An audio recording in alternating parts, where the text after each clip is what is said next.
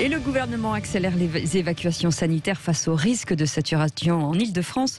Bruno Megarban est avec nous, chef du service de réanimation médicale et toxicologie de l'hôpital Lariboisière à Paris. Oui, alors c'est vrai qu'il y a, face au risque de saturation, des évacuations qui ont démarré ces derniers jours. Il devrait y avoir des TGV médicalisés, principalement vers les Pays de la Loire, la Nouvelle-Aquitaine et l'Occitanie. Bonjour Bruno Megarban. Bonjour. Est-ce que c'est la bonne solution, ces évacuations sanitaires, selon vous ?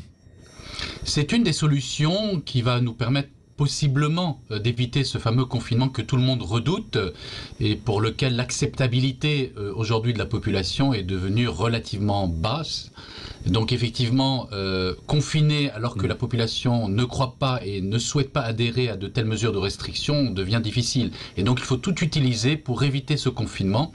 Et si évidemment on était au pied du mur, c'est-à-dire dans l'impossibilité de prendre en charge les patients, un tel confinement malheureusement devra s'imposer à nous. Oui, c'est ça. Mais quels sont les critères pour cette évacuation ? Par exemple, dans votre établissement, si vous êtes concerné, Bruno Megarban. Alors tous les établissements publics sont concernés, donc effectivement dès vendredi nous avons évalué et nous le faisons tous les jours la situation de chacun de nos patients. Malheureusement depuis vendredi aucun de nos patients ne répondait au cahier des charges, car évidemment vous avez bien compris que les conditions de santé requises pour pouvoir être bénéficié ou être transféré vers un hôpital dans une autre région sont extrêmement strictes.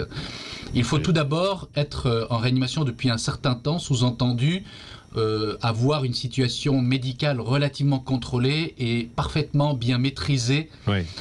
Avec une situation d'intubation, ventilation artificielle, avec une quantité d'oxygène requise pas trop élevée. Oui. Il faut bien sûr n'avoir aucun soutien, aucun soutien par technique extracorporelle, c'est-à-dire par exemple pas de dialyse, pas d'oxygénateur oui. extracorporel.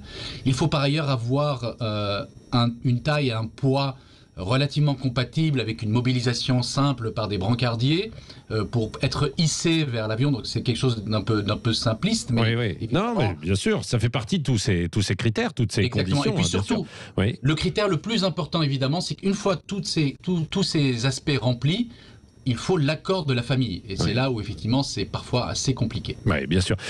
Vous, dans votre établissement, vous êtes concerné. Quelle est la situation chez vous ?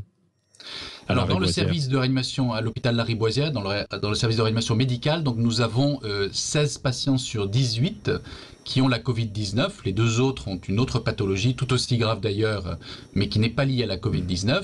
Et donc, effectivement, comme vous voyez, nous sommes un peu bloqués. C'est-à-dire, nous n'avons plus de lit dans le service de réanimation médicale pour accepter un autre patient, quelle que soit sa situation, quelle que soit sa maladie. Oui, jusqu'à présent, ce qui a été fait en Ile-de-France, mais également dans toute la France, avec le couvre-feu à 18h, on n'a pas l'impression que ça a vraiment, que ça porte ses fruits, non ?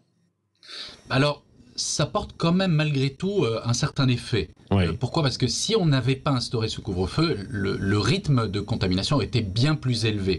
Alors évidemment, c'est une affirmation pour le moment non fondée sur une preuve formelle, mais malgré tout, quand on étudie, quand on analyse la progression de l'épidémie avant et après dans des régions différentes, on voit que pour certaines régions, le couvre-feu a été parfaitement efficace pour contrôler l'épidémie et la faire régresser.